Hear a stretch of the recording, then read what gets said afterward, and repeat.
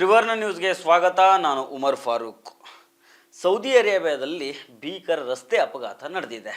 Diesel ಟ್ಯಾಂಕರ್ಗೆ bus ಡಿಕ್ಕಿ ಹೊಡೆದಿದ್ದರಿಂದ ಬಸ್ನಲ್ಲಿದ್ದ 42 ಮಂದಿ ಭಾರತೀಯರು ಸಜೀವ ದಹನ ಆಗಿದ್ದಾರೆ. ಈ 42 ಮಂದಿ ಮಕ್ಕಾದಿಂದ ಮದೀನಾಗೆ ಹೋಗ್ತಾ ಇರ್ತಾರೆ. ಸೌದಿ ಅರೇಬಿಯಾದ ಮುಫರಿಯತ್ ಅನ್ನೋ ಪ್ರದೇಶದ ಬಳಿ ಈ ದುರಂತ ನಡೆದಿದೆ. ಈಗ ಹೆಚ್ಚಿನ ಮಾಹಿತಿ ಇನ್ನೂ ಬರಬೇಕಾಗಿದೆ. ಮೃತರೆಲ್ಲರೂ ತೆಲಂಗಾಣ ಮೂಲದವರು ಅನ್ನೋ ಮಾಹಿತಿ ಇದೆ. ಈ ಸ್ಟೋರಿ ಬಗ್ಗೆ ನೋಡೋಣ. ಆದರೆ ಅದಕ್ಕೂ ಮೊದಲು ನೀವಿನ್ನೂ ನಮ್ಮ ಚಾನಲನ್ನು ಸಬ್ಸ್ಕ್ರೈಬ್ ಮಾಡಿಲ್ಲ ಅಂದರೆ ದಯವಿಟ್ಟು ಸಬ್ಸ್ಕ್ರೈಬ್ ಮಾಡ್ಕೊಳ್ಳಿ. ಹಾಗೆ ಈ ವಿಡಿಯೋವನ್ನು ಕಡೆ ತನಕ ಮಿಸ್ ಮಾಡದೆ ನೋಡಿ.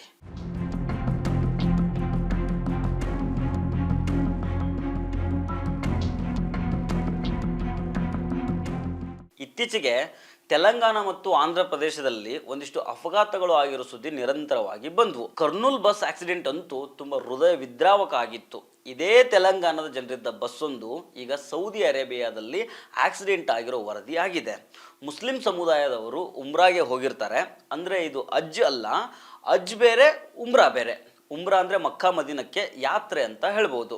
ಉಮ್ರಾ ಮಾಡೋದಕ್ಕೆ ಯಾವಾಗ ಬೇಕಾದರೂ ಹೋಗ್ಬೋದು. ಆದರೆ ಹಜ್ ಮಾಡಬೇಕು ಅಂದರೆ ನಿರ್ದಿಷ್ಟ ಅಂತ ಟೈಮ್ ಇರುತ್ತೆ. ಬಕ್ರೀದ್ ಸಂದರ್ಭದಲ್ಲಿ ಹಜ್ಜನ್ನು ಮಾಡ್ತಾರೆ. ಉಮ್ರಾಗೆ ಮನಸ್ಸಿಗೆ ಅನಿಸ್ದಾಗೆಲ್ಲ ಮುಸ್ಲಿಮರು ಹೋಗ್ತಾ ಇರ್ತಾರೆ. ಹೀಗೆ ಹೋದವರು ಮಕ್ಕಾ ನೋಡಿಕೊಂಡು ಮದೀನಕ್ಕೆ ಬಸ್ನಲ್ಲಿ ಹೋಗುವಾಗ ನಡುವೆ ಒಂದು ಮುಫ್ರಿಯಾತ್ ಅನ್ನೋ ಪ್ರದೇಶ ಇದೆ. ಇಲ್ಲಿ ಬೆಳಗಿನ ಜಾವ 1:30 ಸುಮಾರಿಗೆ ಆಕ್ಸಿಡೆಂಟ್ ನಡೆದಿದೆ.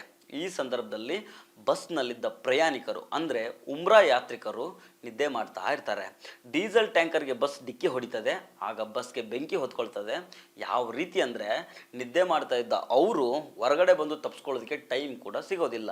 ಹೀಗಾಗಿ ಒಟ್ಟು 42 ಮಂದಿ ಜೀವಂತ ದಹನ ಆಗಿದ್ದಾರೆ.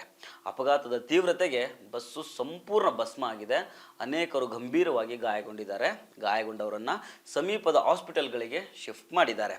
ರಕ್ಷಣಾ ಸಿಬ್ಬಂದಿ ಮತ್ತು ಸ್ಥಳೀಯ ಪೊಲೀಸರು ಬೆಳಗ್ಗಿನಿಂದ ಕಾರ್ಯಾಚರಣೆ ನಡೆಸ್ತಾ ಇದ್ದಾರೆ. ಮೃತರಲ್ಲಿ ಕನಿಷ್ಠ 11 ಮಹಿಳೆಯರು ಮತ್ತು 10 ಮಕ್ಕಳು ಕೂಡ ಇದ್ದಾರೆ. ಈಗ ಸಾವನ್ನಪ್ಪಿರೋ ಉಮ್ರಾ ಯಾತ್ರಿಕರ ಬಗ್ಗೆ ಅಧಿಕೃತ ಮಾಹಿತಿ ಇನ್ನೂ ಹೊರಗೆ ಬರಬೇಕಾಗಿದೆ. ಅವರು ಯಾರು, ಯಾವ ಊರಿನವರು, ಎಲ್ಲ ಡೀಟೇಲ್ಸನ್ನು ಕಲೆ ಹಾಕ್ತಾ ಇದ್ದಾರೆ. ಮೋಸ್ಟ್ಲಿ 42 ಮಂದಿ ಪೈಕಿ ಎಲ್ಲರೂ ತೆಲಂಗಾಣದವರು, ಹೆಚ್ಚಿನವರು ಹೈದರಾಬಾದ್ನವರು ಅಂತ ಹೇಳಲಾಗ್ತಾ ಇದೆ. ರಿಯಾದ್ನಲ್ಲಿರೋ ಭಾರತೀಯ ರಾಯಭಾರ ಕಚೇರಿ ಜೊತೆಗೆ ಸಂಪರ್ಕದಲ್ಲಿ ಇದ್ದೇವೆ ಅಂತ ತೆಲಂಗಾಣ CM ರೇವಂತ್ ರೆಡ್ಡಿ ಹೇಳಿದ್ದಾರೆ.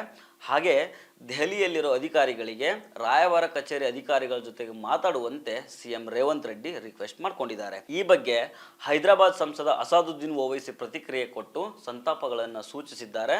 ಮೃತರ ದೇಹಗಳನ್ನು ಭಾರತಕ್ಕೆ ತರಬೇಕು ಮತ್ತು ಗಾಯಗೊಂಡವರಿಗೆ ಸೂಕ್ತ ಟ್ರೀಟ್ಮೆಂಟ್ ಕೊಡಬೇಕು ಅಂತ ವಿನಂತಿಯನ್ನು ಭಾರತ ಸರ್ಕಾರಕ್ಕೆ ಮಾಡಿಕೊಂಡಿದ್ದಾರೆ. ಇದು ಈ ತನಕದ ಮಾಹಿತಿ. ಹೆಚ್ಚಿನ ಮಾಹಿತಿಯನ್ನು ಮುಂದಿನ ಎಪಿಸೋಡ್ನಲ್ಲಿ ಡೀಟೇಲ್ ಆಗಿ ನಿಮ್ಮ ಮುಂದೆ ಇಡೋ ಪ್ರಯತ್ನವನ್ನು ಮಾಡ್ತೀನಿ. ನಮಸ್ಕಾರ.